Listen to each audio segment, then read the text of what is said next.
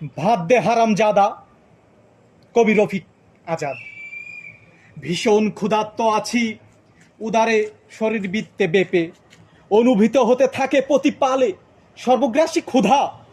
অনাবৃষ্টি যেমন চরিত্রের শস্যক্ষেত্রে জেলে দেয় প্রভূত দহন, তেমনি ক্ষুধার জ্বালা জলে দেহ দুবেলা দুমুঠো পেলে মোটেও নেই অন্য কোনো দাবি।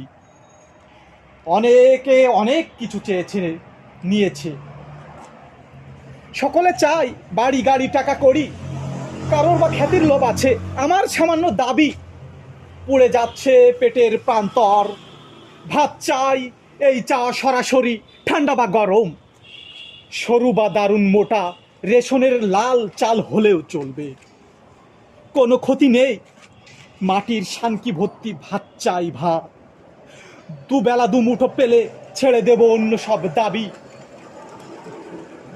অযৌক্তিক লোভে লোভ নেই, এমনকি নেই যৌন ক্ষুধা। চাইনি তোমার নাভি নিম্নে পড়া শাড়ি, শাড়ির মালিক যে চাই সে নিয়ে যাক, যাকে ইচ্ছে তাকে দিয়ে দাও।